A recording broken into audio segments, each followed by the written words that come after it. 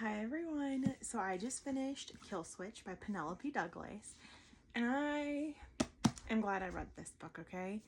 I'm so glad. Because at the end of book 2, I was like, if Damon doesn't have a redemption arc, I'll be pissed. I needed Damon to have a redemption arc like no freaking other. Because this book could have gone one of two ways. Like, he could have had a redemption arc and been back with his friends, or this could have made him more of a villain. And I'm gonna tell you right now, it was the first one, which I was so thankful for, because I was like, he needed it. He needed a redemption arc so bad. If you don't know, this one follows Damon and Winter. And Winter and Damon met, I think, when she was 6. Because she was in ballet and his mom was her teacher. And they met at like one of their group or ballet parties kind of thing. I went into this one blind as well because it's kind of, I enjoy doing it now, which is kind of weird. But going into this book, I like started reading and I was like, wait, what? And like some things weren't like adding up. Turns out Winter's blind.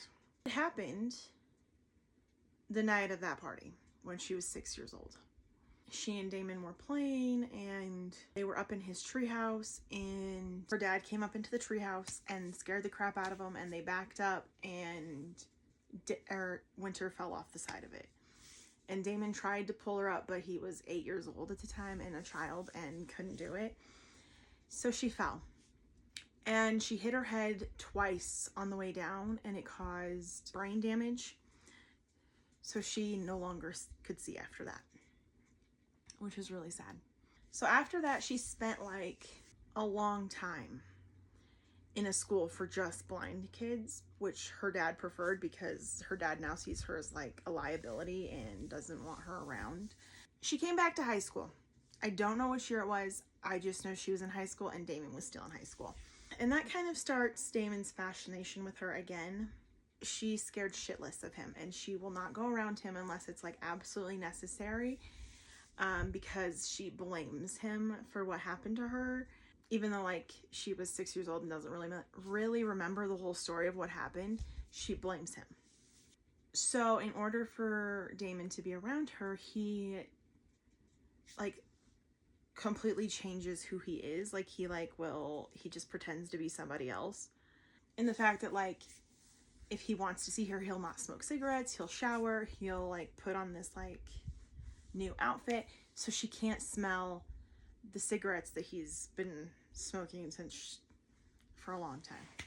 He doesn't tell her it's him when he finds her dancing and they start talking, and yeah, it kind of like starts this relationship with Winter and who she doesn't realize is Damon. And that happens until the videos surface of them, like the boys doing these things that sent them to prison for 3 years. Damon was about to tell Winter who he was, and their phones start blowing up, and then Winter's dad comes in and catches them kind of like in bed, and that's when Winter finds out that Damon, like this guy that she's been seeing, is actually Damon. After that, Damon goes to prison, obviously. And Winter goes back to that school for the blind because her dad's all like, you can't take care of yourself, obviously. I don't feel like taking care of you, so you need to go. It gets to the point where Damon is conspiring with Rika to take down Winter's dad. And does, because Winter's dad is the mayor of their town. And so Winter's dad's on the run and no one's heard from him. And that kind of leaves Winter and her mom and her sister like with no money and no options. So to give them an option, Damon freaking marries Winter's sister. Not just to give them options, obviously, but to get close to Winter. And that starts their whole journey from there. And I do not want to give you more because I think you need to experience the roller coaster of emotions that I went through in this book. But let's just say Damon and the boys are back. They don't want to kill him anymore, which is a good thing. And I like where it ends for Winter. So that's all we're saying, okay? I loved this book, okay? 5 out of 5 stars again. Penelope killed it, obviously. So I'm excited to get into the next one, which is Nightfall, which is the last one, and it's Will's story. So I'm really excited to get into it. So freaking good. I just like the Penelope, like, with this book, like me going into it blind in this book, I just honestly feel like I'm on a roller coaster of all times and constantly asking, what the hell is happening right now? Yeah, I loved it. Also, if you go into this book, I would check out the trigger warnings, just because Damon's home life with his mother is not the greatest.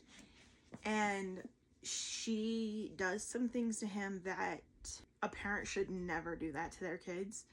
Definitely check the trigger warnings. If you haven't read the Devil's Night series by Penelope Douglas, I would definitely recommend it. I would start with the first one, which is Corrupt, and then go to the second one and go to the third one. Because if you don't read the first one, you won't understand what's happening. They need to be read in order. Thank you for watching my videos, and I hope you guys enjoyed, and I will see you in the next one.